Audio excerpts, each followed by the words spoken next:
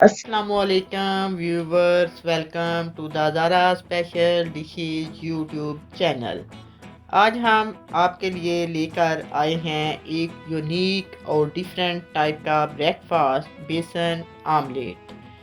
मुझे उम्मीद है कि आपको ये ज़रूर पसंद आएगा और आप इसको ट्राई करने की कोशिश करेंगे।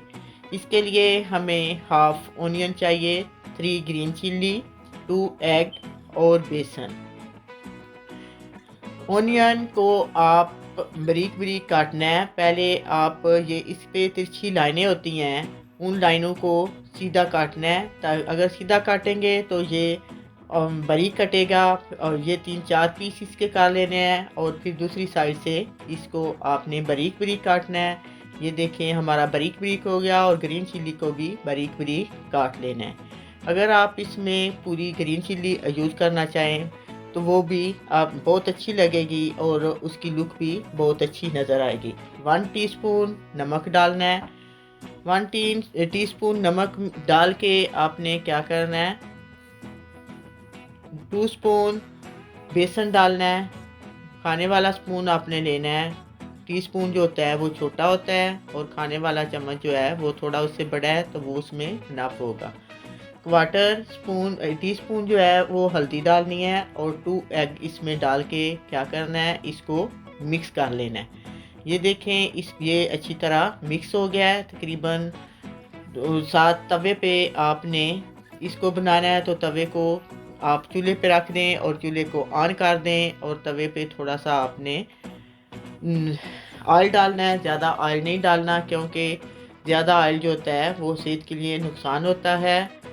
और आप इसमें ये छोटी छोटी टिक्कियाँ डाल लें जितनी आपकी मर्ज़ी है। देखें ये छोटी छोटी, और आप इसको कांटे या छुरी से थोड़ी सेपरेट कर लें।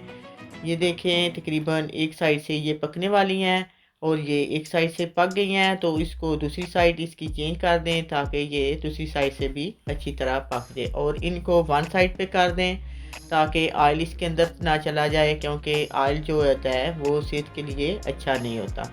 ये तैयार हो गई हैं और इनको मैंने उतार लिया है और थोड़ा सा मैंने और ऑयल डाला है। और बाकी की जो टिक्कियाँ रहती हैं जो हमने बेसन तैयार किया हुआ था वो हम उसके ऊपर डाल देते हैं और बाकी का बेसन आमलेट हमारी टिक्कियाँ जो है वो बन जाएंगी। और इनको हमने ये इसे अलहदा कर दिया और इनकी साइड एक साइड से पक गई है, तो इनको साइड चेंज कर दें।